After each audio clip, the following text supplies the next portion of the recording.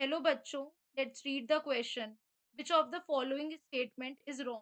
In this question, the key concept is thermodynamics.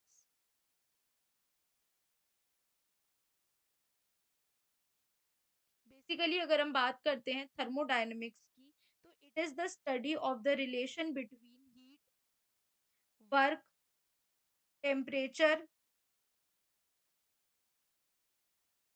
And and energy इनके बीच के relation को study करना ही हमें थर्मोडायनेमिक्स कहलाता है। अब यहाँ पर हमें बताना है इनमें से कौन सा स्टेटमेंट जो है वो रॉन्ग स्टेटमेंट है। तो फर्स्ट कह रहा है दो sulphur atoms in the thiosulphate ion occupy the equivalent position. So basically अगर देखें, यहाँ पर कह रहा है सल्फर, अगर हम इसकी रिएक्शन बनाएं तो इट विल गेट SSO3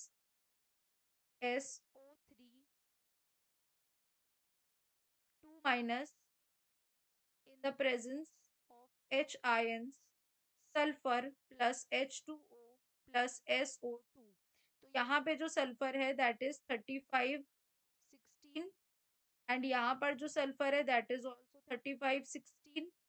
अगर हम यहाँ की बात करें ये भी 3516, यानी कि ये टैगिंग ये कंफर्म कर रही है कि दो सल्फर एटम्स जो है in the S2O3 2 minus ion do not occupy the equivalent position. ये क्या कर रहे हैं, इक्विवेलेंट पोजीशन को ऑक्यूपाई नहीं कर रहे हैं। ऑल्सो यहाँ पर अगर हम देखें क्या कह रहा है हमारा, ये जब हमने यहाँ पर मैच करके देखा तो ये टैगिंग हमको यही कंफर्म कर रही है कि इक्विवेलेंट पोजीशन ऑक्यूपाई नहीं कर रहे हैं। तो यानी फर्स्ट स्टेटमेंट तो रॉन्ग हो गई। सेकंड कह रहा है ice results from cooling of water whereas snow results from cooling of vapour to solid. तो बेसिकली वाटर का जो सॉलिडिफिकेशन होता है वो आइस बनाता है, एंड आइस का जो सब्लिमेशन होता है वो vapour and then the frost ice बनाता है। तो यानी कि ये जो स्टेटमेंट है हमारा अल्टीमेटली जो है वो वेपर पे जाएगा, यानी ये भी स्टेटमेंट हमारा करेक्ट है। ये स्टेटमेंट जो है हमारा this is the true statement. अगर हम बात करते हैं थर्ड स्टेटमेंट की, तो जो आइस का सब्लिमेशन होता है, formation of ice is the solidification whereas formation of snow is hoar frost. तो यानी कि ये जो स्टेटमेंट दे रखा है ये बिल्कुल करेक्ट स्टेटमेंट है। जो फॉर्मेशन होता है आइस का वो डेफिनेटली सॉलिडिफिकेशन है, क्योंकि वो लिक्विड से सॉलिड बना रहा है।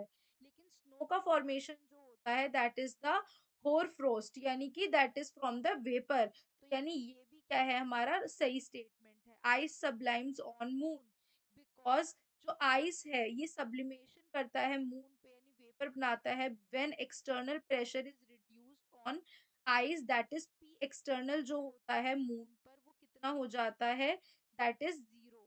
तो यानी ये स्टेटमेंट भी करेक्ट है। तो रॉन्ग कौन सा स्टेटमेंट है, फर्स्ट रॉन्ग है। therefore we can say that option A is the wrong statement or the right answer. Hope you guys understand. Thank you.